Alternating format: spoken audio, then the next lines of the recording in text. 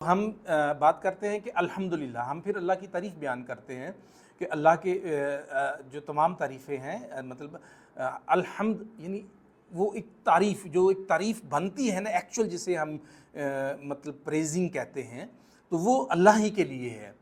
تو کون سا اللہ؟ کس وصف کے ساتھ؟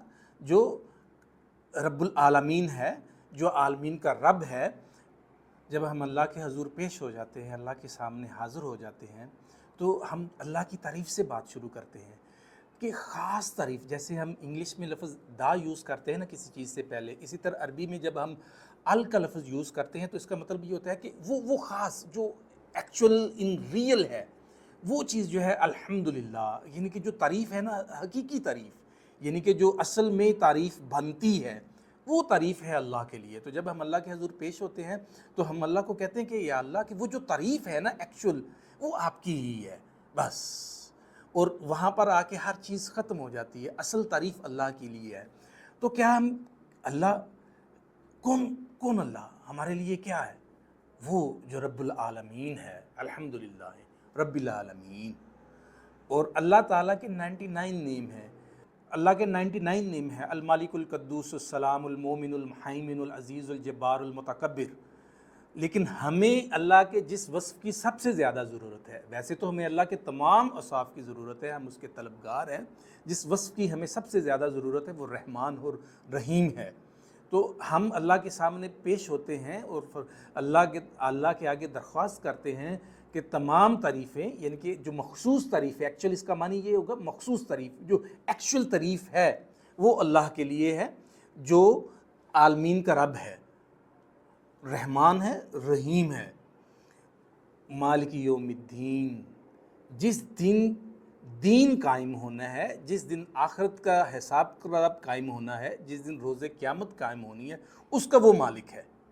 تو ہم ایاک نعبد و ایاک نستعین، اب یہاں پر آ کے جو ہے نا ہم ایک بڑے باریک نقطے میں غلطی کر جاتے ہیں کہ ہم اللہ کی عبادت کرتے ہیں اور اسی سے مدد طلب کرتے ہیں۔ اب نستعین جو ہے، وہ نستعین کا مطلب جو ہے وہ پریکٹیکل میں نہیں آتا۔ نستعین کا مدد جو ہے وہ دعا کے معنی میں آتا ہے کہ اے اللہ، ہم تیری ہی عبادت کرتے ہیں اور تجھی ہی سے دعا کے ذریعے مدد طلب کرتے ہیں۔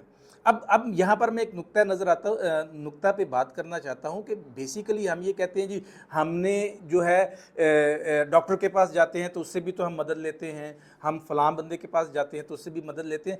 وہ مدد کے سینس میں نہیں آتا، وہ تعاون کے سینس میں آتا ہے۔ تعاونوا بالبر والتقوی ولا تعاونوا بالاثم والعدوان، کہ وہ جو نیکی کے کام ہے، تقوی کے کام ہے، اس میں تعاون کرو، اور جو برائی اور گناہ کے کام ہے اس میں تعاون نہ کرو۔ تو وہ تعاون کے معنی میں آتا ہے۔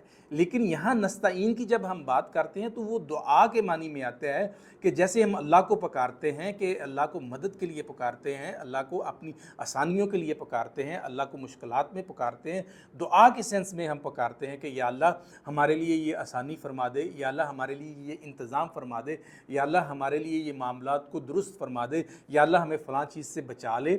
تو یہ نستعین جو ہے بیسیکلی وہ دعا کے معنی میں آتا ہے۔ وہ دعا کے ذریعے جب ہم کسی سے مدد طلب کرتے ہیں نا، تو وہ صرف ہم اللہ سے ہی کر سکتے ہیں۔ تو یہ ایاک نعبد و ایاک نستعین بیسیکلی جو ہے ہم اللہ تعالیٰ کی عبادت کی سینس میں جاتے ہیں کہ کسی بھی قسم کی جو بندگی ہے نا، بیسیکلی نعبد وہ بندگی کے معنی میں آتا ہے۔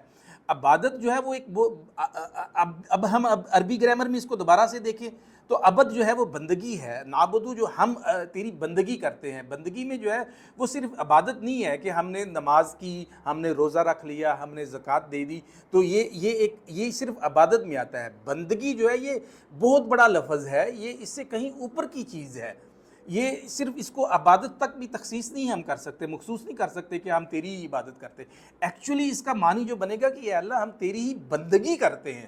بندگی میں جو ہے ہم اس چیز کو دیکھتے ہیں، اس میں آپ کی نیت بھی شامل ہو جاتی ہے، اس میں آپ کا ارادہ بھی شامل ہو جاتا ہے، اس میں آپ کا اعمال کا سرزد ہونا بھی شامل ہو جاتا ہے، اس میں آپ کی جو عملی طور پہ آپ کسی چیز کو کر رہے ہیں وہ بھی اس میں شامل ہو جاتا ہے۔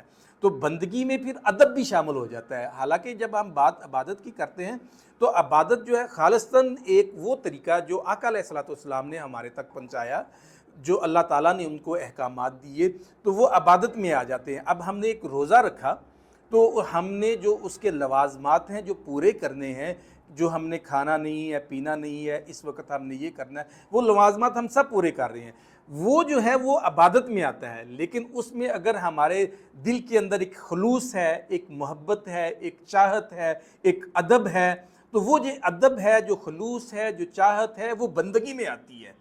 تو بیسیکلی جو نعبدو کا مطلب ہم اس کو گہرائی میں جائیں گے تو یہ عبادت کی سینس میں صرف نہیں رہے گا، یہ بندگی کی سینس میں آئے گا، اس میں ادب کا پہلو بھی شامل ہو جائے گا۔ تو نستعین کا معنی بھی بالکل اسی طرح ہی ہے کہ یہ صرف دعا کے معنی میں، یہ جو مدد کے معنی میں نہیں آئے گا، یہ دعا کے معنی میں آئے گا، یہ تعاون کے معنی میں نہیں آئے گا۔ تعاون اور چیز ہے جو ہمارے دنیا میں اسباب کو اختیار کرتے ہوئے یہاں پر اللہ تعالیٰ نے ہمیں ایک دوسرے کو دوسرے کے ساتھ منسلک کیا ہے، اور ان اسباب کے لیے کسی دوسرے کے پاس جانا یا اس اسباب کو استعمال کرنے کے لیے جو ایکسپرٹ ہے اس کی آپ سروسز ہائر کر رہے ہیں، تو یہ مدد کے معنی میں نہیں آتا، یہ تعاون کے معنی میں آتا ہے۔ مدد جو ہے اور وہ دعائیہ مدد جو ہے وہ صرف ہم اللہ ہی کی ذات سے کر سکتے ہیں۔